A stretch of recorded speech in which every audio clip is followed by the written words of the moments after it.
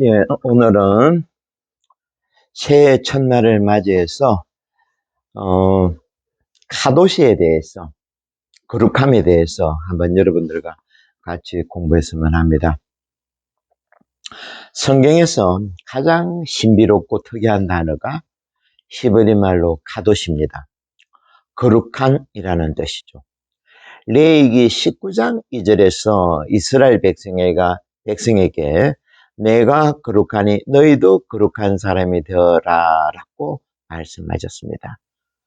그리고 또 창세기 2장 3절에서 일의 날에는 모든 일에서 손을 떼고 씻었다. 이렇게 성경에는 공간 속에 어떤 대상을 두고 거룩하다고 하지 않았다는 겁니다. 뭐 대성전을 두고 아니면 어떤 영웅을 두고 이런 것이 아니고 시간 안에, 그것도 안식일, 휴일이죠. 일회째니까 6일까지 하느님께서 창조사업 해와 달을 땅과 하늘을 다 만드시고 쉬는 날 안식일을 두고 축복하셨다는 겁니다. 카도시라는 거죠. 이 세상 우주 창조의 목적을 우리는 여기서 찾아야 합니다.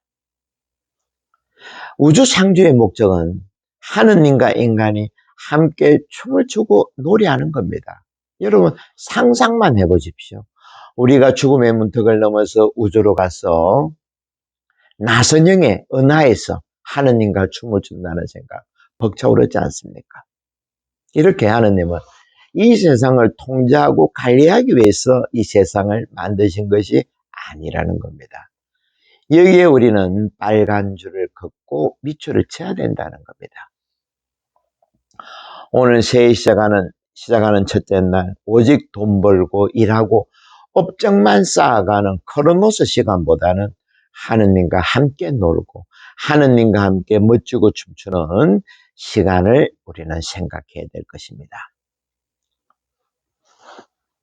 이렇게 하느님은 기도 열심히 하는 사람보다 또 공적을 쌓는 일에 열심한 사람보다 제대로 놀 줄 아는 사람을 더 사랑하신다는 거죠. 지난주에 말씀드렸죠. 기도는 인간이 하느님께 드리는 것이 아니고 하느님께서 우리에게 빌고 또 빈다는 것입니다. 제발 우리들 보고 마음을 열고 뜰 줄 알아라 라고 말입니다. 우리가 흔히 사용하는 말 중에 나는 국가를 위해서 모든 것을 바쳤습니다. 나는 교회를 위해 온 힘을 바쳐 봉사했습니다. 나는 내 가정을 위해 한평생을 바쳤습니다. 하지만 이런 말들은 사실 건강한 공동체의 가장 위험한 말입니다. 이런 사람들 때문에 국가에, 교회에, 가정에 기쁨과 평화를 찾아보기 힘들게 되었다는 겁니다.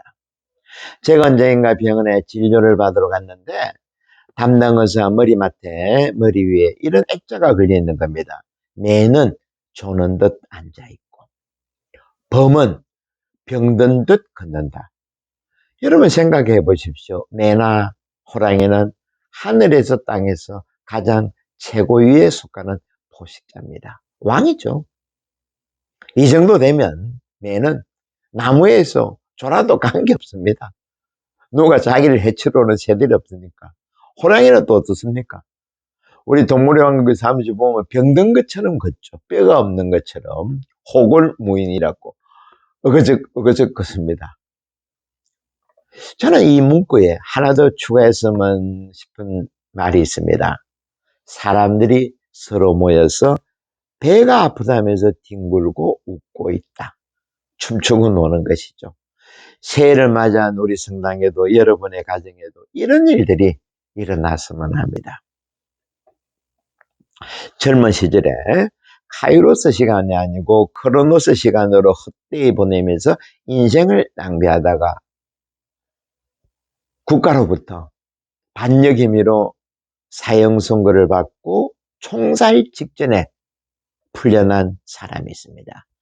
여러분들이 잘 아시는 도스토옙스키입니다. 19세기 최고의 작가죠. 아마 이 시대도 그를 뛰어넘을 작가가 있겠나 모르겠습니다. 28살의 나이로 사형 선고를 받고 사형장으로 끌려갑니다. 이제 5분밖에 안 남았습니다. 도스토옙스키는 이 5분을 생각했습니다. 어떻게 보내야 될까? 그래서 먼저 이분은 나누어 가지고 너무 아까우니까 이분은 자기 죽음을 보러 온 형제 친척들을 위해서 이분과 한마디 하고, 나머지 이분은 내가 살아온 삶을 되돌아보면서 하느님 앞에 감사 기도드리고, 마지막 일부는 내가 살았던 이 땅을 둘러보면서 조용히 눈을 감고 하느님 앞에 서야 되겠다. 이 생각대로 먼저 이분간을 거기 모인 친지 친구들을 위해서 한마디 했습니다. 그 다음으로 자기에게 자기가 살아온 삶을 뒤돌아보니까 무슨 공포가 엄습해 오는 겁니다.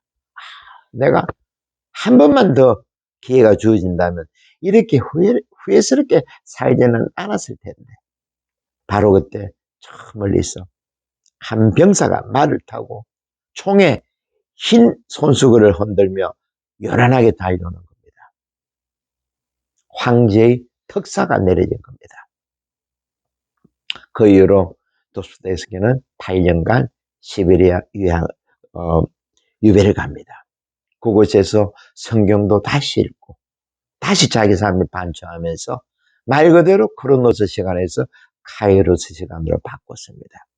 그 이후에 만들어진 책들이 바로 제와벌, 까라마조프 형제 같은 엄청난 소설들이죠. 사실 도스토옙스키는 그 이전까지는 삶의 근태를 견디다 못해 술과 도박에 빠져서 크로노스의 삶으로 자기 인생을 낭비했습니다.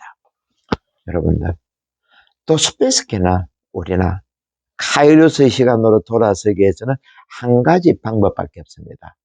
바로 중년 여행을 떠나는 겁니다. 이제까지 살아온 방식을 바꿔야 할 때가 왔습니다. 오늘 새해 첫날 여러분들께 말씀드립니다. 이제부터 새해부터 저는 여러분들과 중년 여행을 떠날 겁니다. 아브라함도 자기 부모와 고향을 떠남으로써 야훼 하느님을 진정으로 대면할 수 있었고, 야곱도 자기 부모를 곁을 떠났기에 베델에서 살아있는 하느님을 만났죠.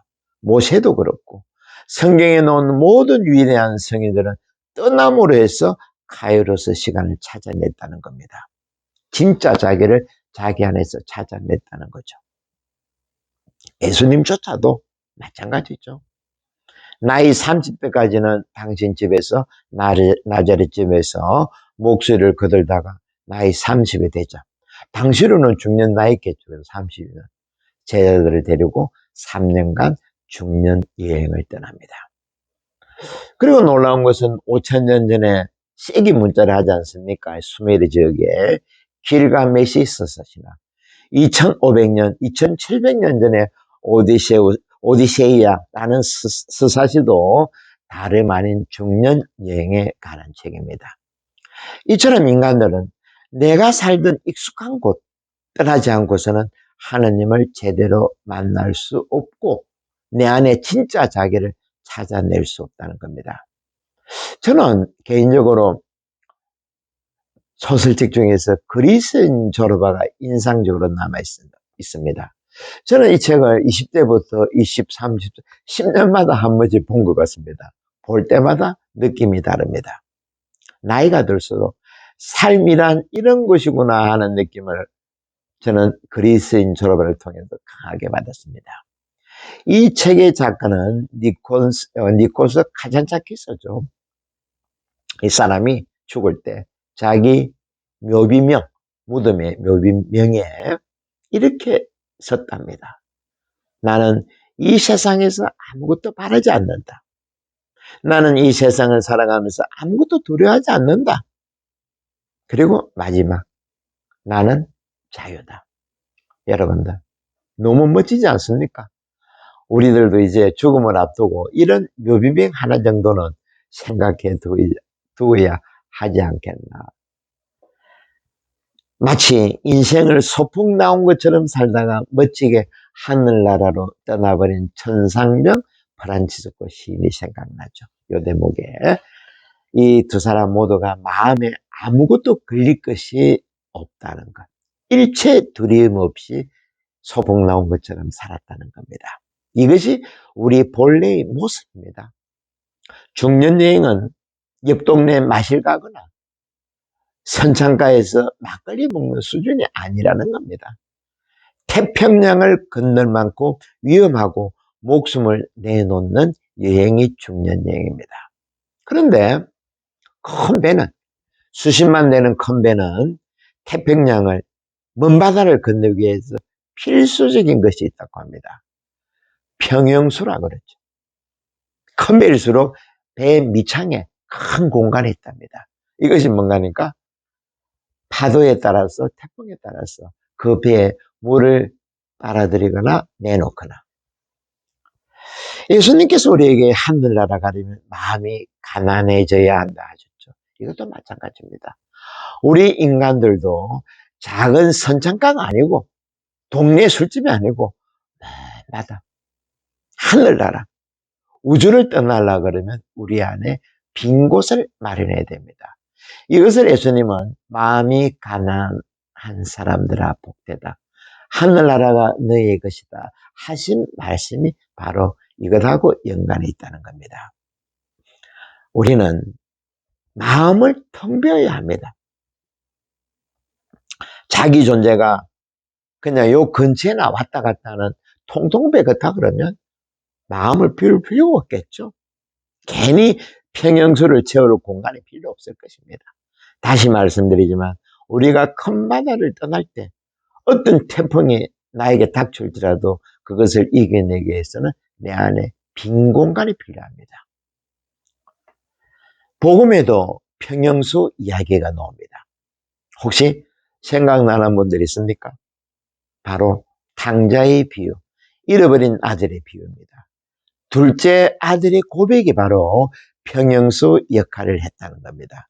어느 부분입니까? 저는 감히 아버지라 부를 자격이 없습니다. 종이라도 써주십시오.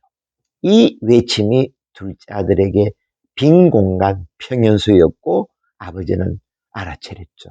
아, 우리 둘째 아들이 비록 돈은 낭비하고 나쁜 짓을 하다가 방탕하다가 돌아왔지만 저놈이 마음 안에 평형수를 채워두었구나. 그래서 그 기쁨에 잔치를 벌인 것입니다. 하지만 이에 비해서 큰아들은 자기 마음 안에 빈 공간이 없었습니다. 때문에 아버지와 동생에게 분노했죠. 이것은 이 잃어버린 아들의 비유는 윤리 도덕의 문제가 아니고 자기 안에 빈 공간, 평형수 채울 공간이 있느냐 없느냐 그 차이라는 겁니다. 여러분들은 새해를 맞이해서 어떤 선택을 하시겠는가? 나는 그냥 요 동네 마실이나 하면서 막걸리나 먹고 그냥 인생 마치겠다 하면 이렇게 빈 공간 채울 필요 없습니다. 하지만 우리는 하늘나라로, 우주로, 감히 하느님과 같이 춤을 추고 댄스를 추고 우주에서 우리의 생명을 정말 재밌게 놀려면 반드시 필요한 것이 평형수라는 겁니다. 빈 공간이라는 거죠. 그리고 여러분 생각해 보십시오. 구약 성경에 보면 노아가 있고 아브라함이 있습니다. 아브라함을 두고 뭘 했는가 하니까 공동 번역을 보면 노아를 두고 뭘 했는가 하니까 노아는 위에 아닙니까? 아브라함보다. 노아는 윤리 도덕적이고 어렵고 험이 없는 인간이었다. 그리고 하느님과 함께 살았다. 그래서 끝납니다. 그런데 창세기 17장에 보면 아브라함에 대해서는 너는 내 앞에서 살며 험없이 살아라 라고 했는데 공동번역에 원문을 보면 하느님은 아브라함에게 너는 나보다 앞서 걸어라 라는 것이 원래 성경의 본 뜻입니다. 이 차이가 느껴집니까?